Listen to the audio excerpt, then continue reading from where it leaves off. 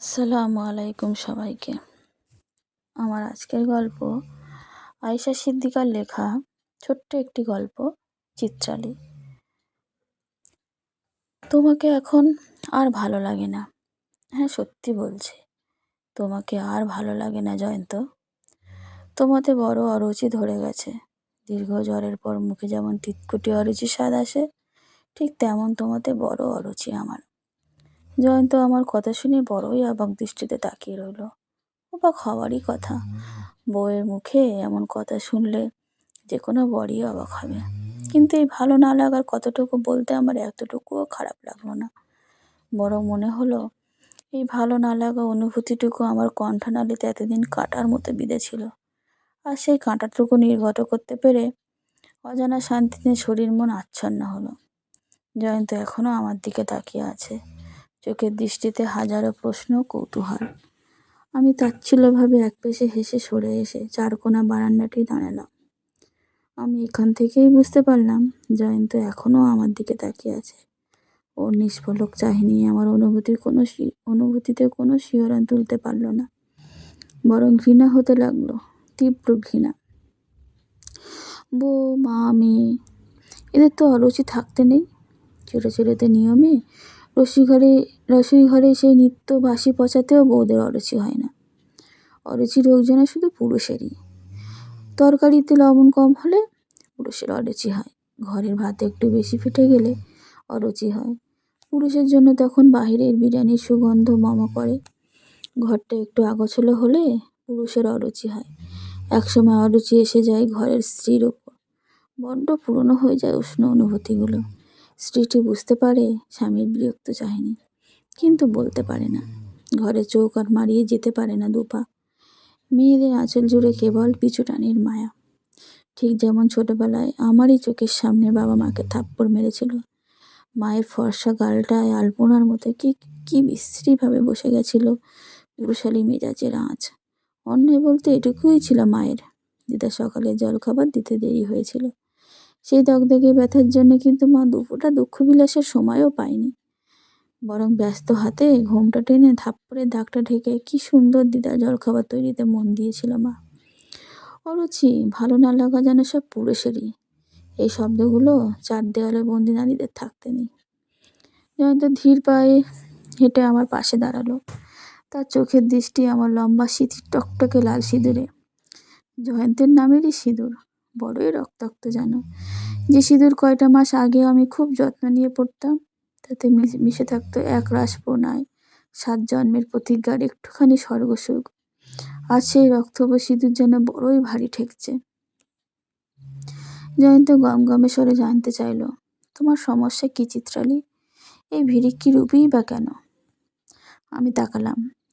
জয়ন্ত খানিকটা চমকালো। আমার চোখের দৃষ্টিতে কি তবে কিছু ছিল? কি জানি, আমার রক্তাক্ত হৃদয়ের খোঁজ কি কখনো বুঝতে পারবে মানুষটা? বারান্দায় গ্রিলে ঝুলে থাকা নীল অপরাজিতাও যেন আমার উপহাস করতে লাগলো। কেমন স্পষ্ট তাদের কটাক্ষ। ওরা যেন আমায় ফিসফিসিয়ে করে বলে উঠল, মনে আছে চিত্রা, এই পুরুষটার জন্যই তুই কত কিছু ত্যাগ করেছিস। তুই চাকরি না করে ঘর সাজিয়েছিস, গানের দল ছেড়ে রান্না শিখেছিস, চোখ চুলকায় বলে কাজল দিতি না, সেই কাজল হলো তোর নিত্য দিনের সাজসজ্জা। সন্তানের কথা ভেবে নিউ ইয়র্কের স্কলারশিপ ছেড়েছিস, আরও কত কি করলি, তবু কি পেয়েছিস? বড্ড বোকা চিত্রা, ঠকেছিস তুই, মূল্যহীন সমাজে চড়া দামে ঠকেছিস। আমি ফুঁপিয়ে উঠলাম। কি ভীষণ ব্যথা, দগদগে ক্ষতের মতো। জয়ন্ত কাঁধে হাত রাখলো। তার দ্বিধাযুক্ত মুখোশের দিকে তাকিয়ে রইলাম ক্ষণকাল।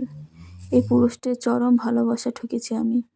অসহ্য অনুভূতি আমাকে মুহূর্তে ভেঙে চুরে গুঁড়িয়ে দিল।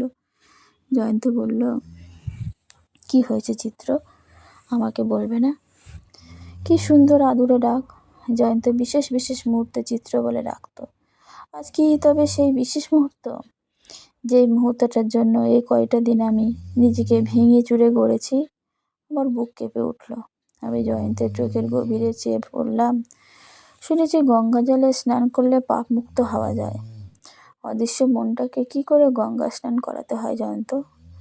ভালোবাসা নামক অনুভূতিতে বিষাক্ত পাপের ছোঁয়া কি ধুয়ে ফেলা যায়? নাকি রক্ত মাংসের এই শরীরই সব? জয়ন্তের চোখের চাহনি ধীরে ধীরে ধোঁয়াশা হতে লাগলো। ফোঁস করে নিঃশ্বাস ছাড়লো। অপরাধীর মতো লাগছে মানুষটাকে, অথচ এই পুরুষটাকে আমি দেবতার আসনে বসিয়েছিলাম। দক্ষিণা হিসেবে দান করেছিলাম আমার আমিটাকে, আমার ভালোবাসাকে, আমার পুরো জগৎটাকে, যা এই মুহূর্তে ভীষণ নিষ্ঠুরতায় পদদলিত করে দিল মানুষটা। জয়ন্ত আর কোনো কথা বলল না, নাকি বলবে কি খুঁজে পেল না কি জানি। নির্ঘুম যোগাযোগবিহীন নিঃশব্দে কেটে গেল রাতটা। পুরো রুম জুড়ে কেবল বিরতিহীন ফ্যানের শোষ শব্দ, আর দুটো মানুষের নিঃশ্বাসের শব্দে ভারী হয়ে বিচ্ছেদের করুণ সুর তুলল যেন। ভোরের আলো ফুটতেই আমি বেরিয়ে পড়লাম। উদ্দেশ্য নিরুদ্দেশ। নিজেকে অনেকটা বনবাসীর মতো মনে হতে লাগলো। বুকের বাঁ পাশের মন নামক সত্তাটা তীব্র চিৎকার করে বলে উঠল, এই একজনে মেয়ে ভালোবাসার দোষে সাব্যস্ত হলে মেয়ে, একটু বেশিই দোষী তুমি। জয়ন্তের জন্য একটা চিঠি লিখে রেখে এসেছি বেড টেবিলের উপরে।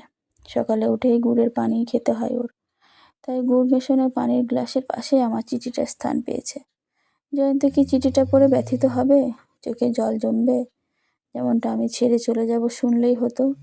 প্রচণ্ড শক্তিতে আমাকে জড়িয়ে ধরে বলতো, তোমাকে ছাড়া আমার চলবে না চিত্র, একদমই চলবে না, আমাকে ছেড়ে কোথাও যাবে না তুমি।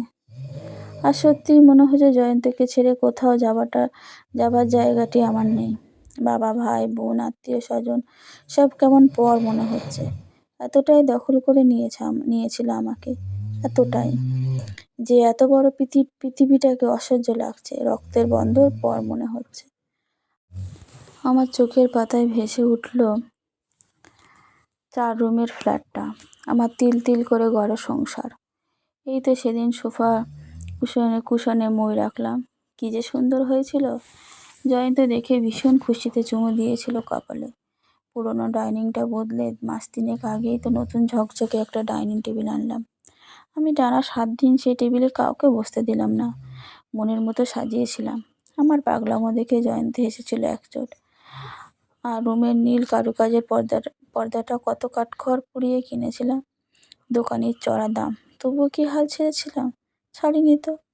আর বারান্দার অপরাজিতা ডালিয়া পর্তুগালগুলো তো এই যে হাতেই সাজিয়েছিলাম ভীষণ মায়ায়। জ্যোতি রুমের ফুলওয়ালা ড্রেসিং টেবিলটাও তো নিজেই সাজাতাম। ছোট্ট মেয়েটা বড় হচ্ছে, তার আর কিনা নিজস্ব আয়না থাকবে না, তা কি হয়? জ্যোতির মুখটা মনে পড়তেই বুকটা মোচড় দিয়ে উঠল। মেয়েটা বড্ড বাবা পাগল। বাবাকে ছেড়ে সে কি কখনো মাকে বেছে নিত, বুঝতো মায়ের কষ্টটা? আর জয়ন্ত, সে কি কোনোদিন মেয়েকে দিবে? জ্যোতির আদুরি মুখটা মনে পড়তে এতদিনের চাপা কান্নাটা হু হু করে বেরিয়ে আসলো আমার।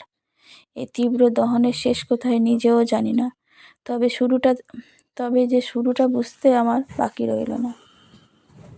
ঘুম থেকে উঠেই জয়ন্ত চিঠিটা পেল, গোটা গোটা অক্ষরে লেখা, জয়ন্ত, তুমি অভিনেতা নাও, তো অভিনয় কেন করলে? তবে তুমি কিন্তু পাশ করেছ। আমি মুগ্ধ। আমি যদি বিচারক হতাম জয়ন্ত, অভিনয় তোমাকে পাস মার্ক দিতাম না, একদম স্টার মার্কস দিতাম, এতটাই নিখুঁত। যদি বড় হয়েছে, তোমাকে আর অভিনয় করতে হবে না জয়ন্ত। মাকে ছাড়া তার এখন দিব্যি চলবে। যাও, বাবা হিসেবে তোমাকে ফুল মার্কস দিলাম, কিন্তু স্বামী হিসেবে তোমাকে কত নম্বর দেব জয়ন্ত? তুমি তো গুড স্টুডেন্ট, অল্প স্বল্প নম্বরে মন খারাপ হবে না তো আবার? জয়ন্ত, চলে যাচ্ছি আমি, শুনছো তো জয়ন্ত? তোমাকে ছেড়ে এসেছি আমি। তোমার চোখে কি জল জয়ন্ত? কাঁদছো তুমি, নাকি আমার মনের ভুল? এই জয়ন্ত, অঞ্জুশ্রীর ঘামের গন্ধেও কি তোমার নেশা ধরে? ওকেও কি তুমি আমার মতোই কাছে টানো, নাকি অঞ্জুশ্রীর জন্য আরো বিশেষ কিছু, নাকি অঞ্জুশ্রীই বিশেষ? তোমার কখন চোখের চাহনি গাঢ় হয়, কখন তোমার তৃষ্ণা পায়, তা আমি ছাড়া আরো একজন জানে। কি অসহ্য অসুন্দর সত্য! এই জয়ন্ত, এই মেয়েটা কি আমার মতোই তোমার বুকে নাক ডোবায়, নাকি আরো বিশেষ কায়দায়? শিখিয়ে দিলেই পারতে জয়ন্ত, 2-1টা টোটকা শিখিয়ে দিলে তো একটা তীব্র অরুচি হতো না তোমার? আর আমিও শিখে যেতাম কি করে ধরে রাখতে হয়, কি করে ভালোবাসতে হয়। ইতি চিত্রালী। প্রচণ্ড অভিমান নিয়ে চিত্রালী ঘর ছেড়েছে নিয়ে ঘরের নিজস্ব মানুষটাকে হয়তো আমাদের সমাজে চিত্রালীকেই দোষী মনে করবে। সন্তান, স্বামী ত্যাগ করা নারীকে কেউ ভালো চোখে দেখে না। মুকেশে আবৃত জয়ন্তদের জন্যই আফসোস হবে, জ্যোতির জন্য মায়া হবে তাদের। কিন্তু প্রচুর আঘাতে ভেঙে চুরমার হওয়া চিত্রালীর বুকের হাহাকার তাদের জানা হবে না। অভিমানিনীর তীব্র অভিমানের গল্প।